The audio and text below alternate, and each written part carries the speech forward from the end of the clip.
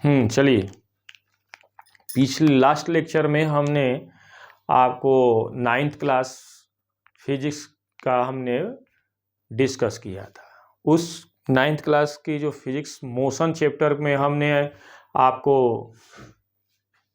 Physical quantity के बारे में बात किया, फिजिकल क्वांटिटी के टाइप्स के बारे में बात किया, और vector physical quantity, scalar physical quantity, fundamental physical quantity, derive physical quantity और डिस्टेंस और डिस्प्लेसमेंट के बारे में हमने बात किया। और ये डिस्टेंस और डिस्प्लेसमेंट के हम एग्जाम्पल के बारे में मैंने बात किया। अब हम चलते हैं कि मोशन कितने प्रकार के होते हैं, टाइप्स ऑफ मोशन। तो देखते हैं।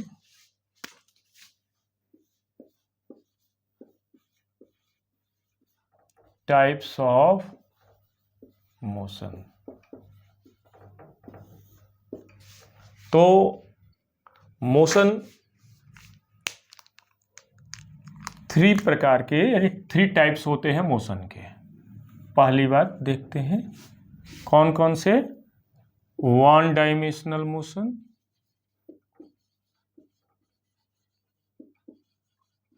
1 डायमेंशनल मोशन, देखते रहें, नोट करते रहें। 1 डायमेंशनल मोशन।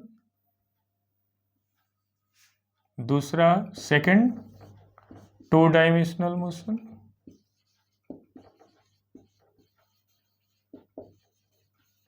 2 डायमेंशनल मोशन, और थर्ड होगा 3 डायमेंशनल मोशन।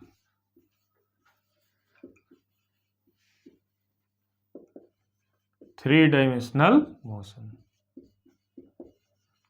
ओके, तो 1 डायमेंशनल मोशन को हम शॉर्टकट में क्या कहते हैं? 1D, D for dimension. 1D motion, इसको हम कहेंगे 2D मोशन, इसको कहेंगे हम 3D motion. Okay, 1D motion किसे कहते हैं? देखिए, यहां पर हम, जैसा कि आप जानते हैं कि ग्राफ जो हम प्लॉट करते हैं, तो ग्राफ में हम 3 एक्सिस कंसीडर करते हैं, एक्स एक्सिस, वाई एक्सिस और जेड एक्सिस। देखिए, यदि हम जो है, ये देखिए हम ग्राफ बना रहे हैं, ये जो ब्लू कलर का है वो एक्स एक्सिस पर है, जो ब्लैक कलर है वो वाई एक्सिस पर है, और जो रेड कलर की पेन है वो जेड एक्सिस पर है। यहाँ पर भी देखिएगा, ये जेड एक्सिस है। चूंकि हम जेड एक्सिस ये बना नहीं सकते हैं, तो हम जो है इसको दूसरे टाइप से हम बना रहे हैं। तो मानकर चलेंगे कि ये जो जेड एक्सिस है ये परपेंडिकुलर हम तो होता ही है, तो इसको हम किसी तरह से इसको अरेंज किए हैं। तो ये सब तीनों axis, X axis, Y axis और जेड एक्सिस, ये तीनों एक दूसरे के परपेंडिकुलर होंगे। परपेंडिकुलर होंगे तो हम बात करते हैं 1D मोशन। तो 1D मोशन किसे कहते हैं? यदि कोई भी ऑब्जेक्ट इन तीनों एक्सिस में से किसी एक एक्सिस पर मोशन करता है, तो उस ऑब्जेक्ट के मोशन को हम 1D मोशन कहते हैं। चाहे वो एक्स एक्सिस पर मोशन करे, चाहे वाई एक्सिस पर मोशन करे, या जेड एक्सिस पर मोशन करे। When a object move only one axis, X axis या वाई एक्सिस या Z axis, then this motion is called 1 dimensional motion. या हम इस तरह से भी इसका डिफिनीशन कह सकते हैं, motion of object, motion of an object which is affected only one axis, या एक्स एक्सिस से अफेक्टेड हो, या वाई एक्सिस से अफेक्टेड हो, या जेड एक्सिस से अफेक्टेड हो। तो इस तरह के मोशन को हम कहते हैं 1D मोशन। तो किसी भी ऑब्जेक्ट का वह मोशन जो तीनों एक्सिस में से किसी एक एक्सिस से प्रभावित हो, अफेक्टेड हो, तो उस ऑब्जेक्ट के मोशन को हम 1D मोशन कहते हैं। जैसे देखें, मान लीजिए हम लोग जो चल रहे हैं, तो हमारा जो मोशन होगा वो 1D मोशन होगा। क्यों? क्योंकि हमारा जो मोशन होगा वो केवल एक एक्सिस से प्रभावित होगा, चाहे वो एक्स एक्सिस से हो, चाहे वाई एक्सिस से हो, चाहे जेड एक्सिस से हो। हम लीनियर मोशन करते हैं, तो लीनियर मोशन करेंगे या हम और सरफेस के अलोंग चल रहे हैं और सरफेस पर हम चल रहे हैं, तो हमारा मोशन जो है लीनियर मोशन होगा, और लीनियर मोशन होगा तो वह 1D मोशन का एग्जाम्पल कहा जाएगा। लेकिन यदि हम किसी यदि हम ग्रेविटी के अगेंस्ट मोशन करते हैं, यानी ऊपर की तरफ मोशन करें या नीचे की तरफ मोशन करें, अवे फ्रॉम ग्रेविटी या टुवर्ड्स ग्रेविटी यदि मोशन करेंगे, तो अब भी हमारा मोशन क्या होगा? 1D मोशन होगा। ठीक, अब आते हैं 2D मोशन। हम डिफिनीशन लिखेंगे। 2D मोशन किसे कहते हैं? किसी भी ऑब्जेक्ट का वह मोशन जो किन्हीं दो एक्सिस से प्रभावित हो। When motion of an object affected by only one two axis, then this motion is called two dimensional motion। यानी ये कोई ऑब्जेक्ट चल रहा है ऐसे कि उसमें जो डिस्प्लेसमेंट हो वह एक्स एक्सिस में भी हो और वाई एक्सिस में भी हो, तो उस तरह के मोशन को हम कहते हैं 2 डायमेंशनल मोशन। तो इसका क्या एग्जाम्पल होगा? Circular motion. सर्कुलर मोशन जो है 2 डायमेंशनल मोशन का एग्जाम्पल है। और यहाँ पर 1 डायमेंशनल मोशन का क्या एग्जाम्पल है? Linear motion. हम लोग का मोशन कैसा है? लीनियर मोशन है, तो हम लोग का मोशन जो है 1D मोशन के अंतर्गत आएगा। अब यहाँ पर 2 डायमेंशनल मोशन, तो 2 डायमेंशनल मोशन के बारे में बात कर रहे थे, तो किसी भी ऑब्जेक्ट का वह मोशन जो एक्स और वाई एक्सिस से प्रभावित हो, अफेक्टेड हो, तो उस तरह के मोशन को हम 2 डायमेंशनल मोशन कहते हैं। तो 2 डायमेंशनल मोशन का एग्जाम्पल क्या होगा? सर्कुलर मोशन, रोटेटरी मोशन, और एक हो जाएगा projectile motion. Okay, projectile motion क्या है भाई? मान लीजिए किसी ऑब्जेक्ट को हम फेंक रहे हैं, देखिए ये हम फेंक दिया इसे, तो हम मान लो किसी पत्थर को हम थ्रोन कर रहे हैं और सरफेस से ऊपर की तरफ, तो ये इस तरह का मोशन हो, इस तरह का उस पथ या पाथ का निर्माण होगा, फॉर्मेशन होगा।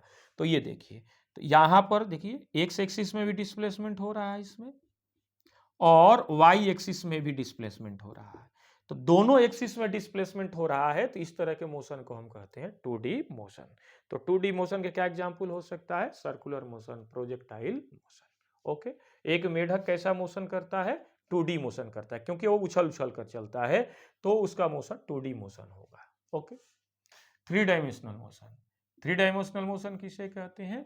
Motion of object which is affected by 3 axis, यानी एक्स एक्सिस, वाई एक्सिस और जेड एक्सिस। किसी भी ऑब्जेक्ट का वह मोशन जो एक्स एक्सिस, वाई एक्सिस और जेड एक्सिस तीनों से अफेक्टेड हो, तो उस तरह के मोशन को हम कहते हैं 3 डायमेंशनल मोशन। और 3 डायमेंशनल मोशन का एग्जांपल क्या हो जाएगा?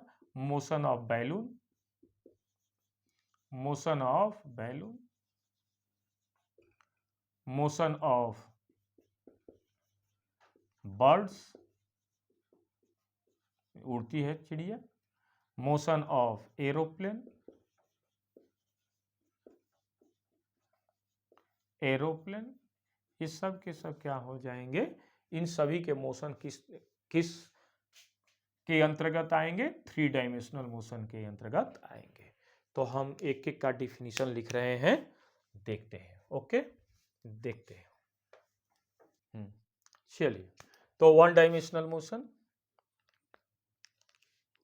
1 dimensional motion,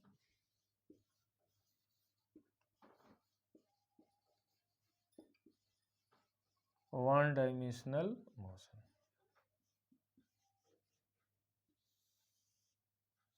one dimensional motion यानी वन डायमेंशनल मोशन में हम लिखेंगे इसका definition. The motion of object which affected by only one, the motion of object which is affected by only one axis, का only one axis, like x axis, ORR, y axis, ORR, z axis, called one dimensional motion या one D motion.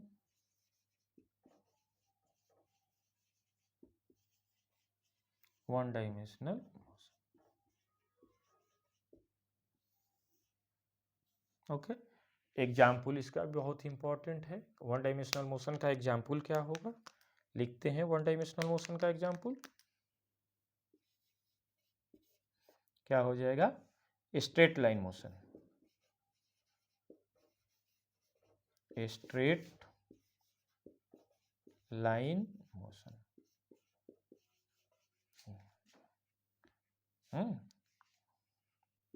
ये जो है one dimensional motion का example है।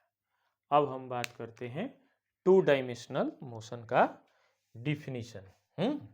ठीक है, चलते हैं।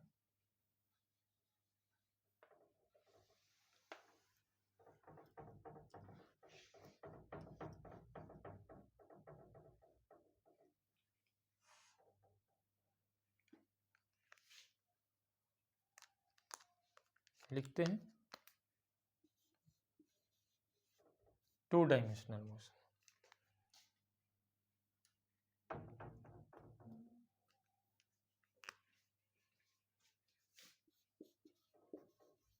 Motion the motion of object which is affected by any two axis like x axis and y axis called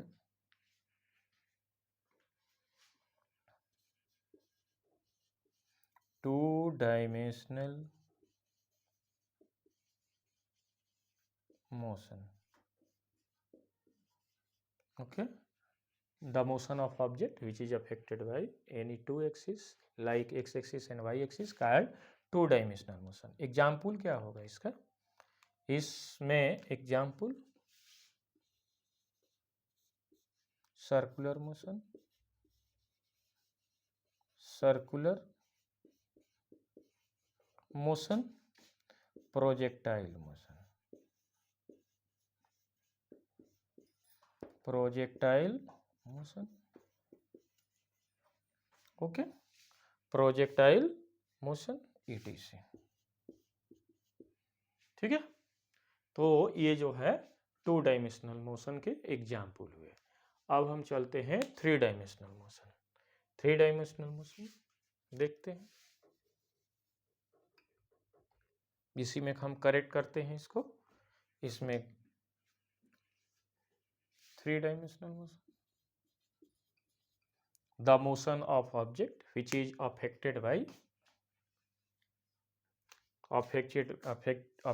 by three axis, three axis like x axis, y axis and z axis called three dimensional motion। Three dimensional motion, इसका क्या example होगा, पहले भी हम बता चुके हैं। इसका एग्जाम्पल कौन कौन से, देखिए जैसा वहां पर लिखा हुआ है, motion of balloon, motion of birds, motion of aeroplane, motion of balloon,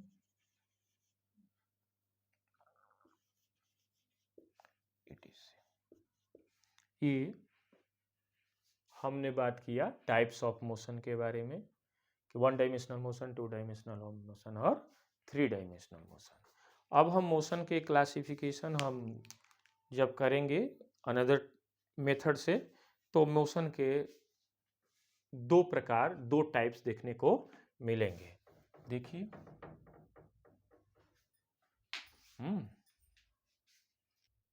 चलिए, तो टाइप्स ऑफ मोशन के हम और दो प्रकार के और मोशन के और दो टाइप्स हम पढ़ेंगे। पहला यूनिफॉर्म मोशन और सेकंड हो जाएगा non uniform motion, non uniform motion. ठीक। तो हमने पहले डायमेंशन के अकॉर्डिंग जो है उस मोशन के टाइप्स के बारे में हमने बात किया। अब जो है हम कैसे डिस्टेंस कैसे कवर कर रहा है या डिस्प्लेसमेंट कैसे कवर कर रहा है टाइम के अकॉर्डिंग, तो उसके टाइप से हम देखते हैं कि मोशन कितने टाइप्स के हैं। तो यूनिफॉर्म मोशन, तो यूनिफॉर्म मोशन किसे कहेंगे? जब कोई भी object equal distance equal time interval में ट्रेवल करे तो इस तरह के मोशन को हम कहते हैं यूनिफॉर्म मोशन। और जब कोई भी बॉडी या object equal distance equal time interval में अनइक्वल डिस्टेंस ट्रेवल करता है तो उस तरह के मोशन को हम नॉन यूनिफॉर्म मोशन कहते हैं। तो हम इसका डिफिनीशन लिखते हैं, यूनिफॉर्म मोशन नोट करते चलिए, यूनिफॉर्म मोशन नोट्स कंप्लीट करते चले। Uniform motion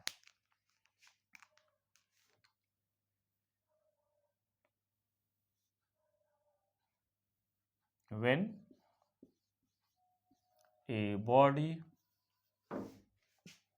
travel equal distance in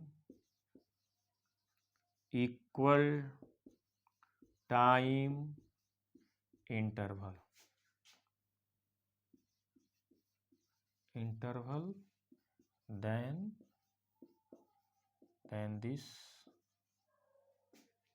then this motion of body called uniform motion. When a body travel equal distance in equal time interval, then this motion of body is called uniform motion. Uniform motion देखिए, इसका जो थोड़ा सा ध्यान दें, जैसे हम यहाँ से एक बॉडी है, ये गाड़ी है या बस है, जो भी कहें, कार है, ये हमने ये पॉइंट ए से चलना प्रारंभ की, ये पॉइंट बी है और ये पॉइंट सी है, यानी ए से सी तक की जो डिस्टेंस है हमने क्या किया कि दो भागों में डिवाइड कर दिया। यहाँ से गाड़ी चल रही है, ए से बी चली, तो मान लीजिए कि x मीटर ट्रेवल की, और मान लो कि हमें x का वैल्यू हम देख लें, यदि मान लीजिए हम कहें कि 2 मीटर ट्रेवल की, और इसमें जो समय लगा वो x1 इक्वल टू 2 मीटर, और इसमें जो टाइम लगा x1 मीटर डिस्टेंस ट्रेवल करने में, वो मान लीजिए कि लगा उसको 2 सेकेंड। ठीक, ए से बी तक चलने में। अब यदि नेक्स्ट बी से सी तक चली हो, तो मान लीजिए डिस्टेंस हो गया x2, तो ये हो जाएगा, मान लीजिए कि ये 2 ही मीटर ट्रेवल कर रहा हो और समय भी वहीं लग रहा हो 2 सेकेंड। तो equal distance in equal time interval, equal distance in equal time interval. तो इस तरह के मोशन को हम, इस बॉडी के मोशन को हम कहेंगे यूनिफॉर्म मोशन, है ना, यूनिफॉर्म मोशन। एक बात ध्यान रखिएगा, यूनिफॉर्म मोशन में जब भी कोई बॉडी चलती है तो उस बॉडी के अंदर एक्सेलरेशन का वैल्यू जो है एक्सेलरेशन का वैल्यू जो है 0 होता है। जब कोई भी बॉडी यूनिफॉर्म मोशन करेगी तो उसके अंदर एक्सेलरेशन 0 होगा। ओके, इसका जो है यदि हम ग्राफ प्लॉट करें, ये जो है मान लीजिए कि ये टाइम हमने एक्स एक्सिस पर ले लिया और वाई एक्सिस पर हमने डिस्टेंस ले लिया। तो यूनिफॉर्म मोशन के लिए जब हम डिस्टेंस और टाइम के बीच यदि हम ग्राफ प्लॉट करते हैं तो ग्राफ कैसा आता है, स्ट्रेट लाइन आता है ना। चलते हैं हम नॉन यूनिफॉर्म मोशन की तरफ, चलते हैं नॉन यूनिफॉर्म, इसी में करेक्ट करते हैं नॉन यूनिफॉर्म मोशन। ओके, अब इसमें क्या करेक्ट करना है, when a body travel equal distance unequal distance. Okay, इसमें हम क्या कर जोड़ देंगे, unequal distance in equal time interval, then this motion of body is called, क्या कहते हैं, नॉन यूनिफॉर्म मोशन। ओके, तो ये नॉन यूनिफॉर्म मोशन होगा। अब थोड़ा सा इस डायग्राम के माध्यम से हम समझें, एक कार है ए से सी तक जा रही है, यानी जर्नी ए से स्टार्ट की और समाप्त कहां पर करेगी, सी तक, पॉइंट सी पर। पॉइंट ए से हमने ए से सी तक की डिस्टेंस को हम बराबर बराबर दो भागों में डिवाइड कर दिया। तो यहां से ए से बी तक चली, तो मान लीजिए कि डिस्टेंस हम इक्वल ना करें, हमने जो है इसको क्या कर दिया ये कि 10 मीटर ये ट्रेवल की। ठीक, ए से बी तक जाने में डिस्टेंस कितना ट्रेवल की, 10 मीटर, और टाइम कितना लगाया, 2 सेकेंड। ठीक, बी से सी तक गई तो डिस्टेंस कितना हो गया, 20 मीटर, और टाइम कितना हो गया, 2 सेकेंड। यानी दोनों ही स्थितियों में टाइम इंटरवल क्या है, इक्वल है, लिखा हुआ है टाइम इंटरवल ना, इक्वल टाइम इंटरवल, तो दोनों में एक टाइम इंटरवल क्या है, सेम है, लेकिन अनइक्वल डिस्टेंस। तो देखिएगा ए से बी तक के जो डिस्टेंस है 10 मीटर और ए बी से सी तक का जो डिस्टेंस है 20 मीटर, तो अलग अलग डिस्टेंस है।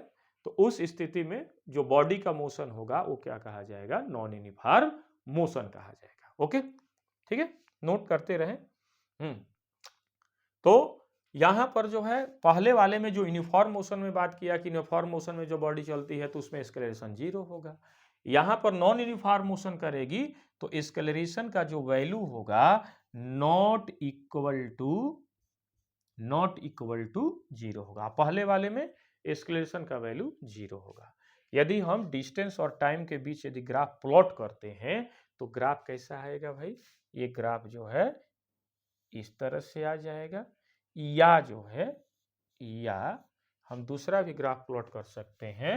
ये देखिएगा, ये देखिए, ये हो गया टाइम, ये वाई एक्सिस पर हो गया डिस्टेंस, एक्स एक्सिस पर क्या हो गया, टाइम। तो ये ग्राफ कैसा आएगा, ये देखिए, दोनों ग्राफ हमने ये बना दिया, यानी नॉन यूनिफॉर्म मोशन का ये दोनों ग्राफ है।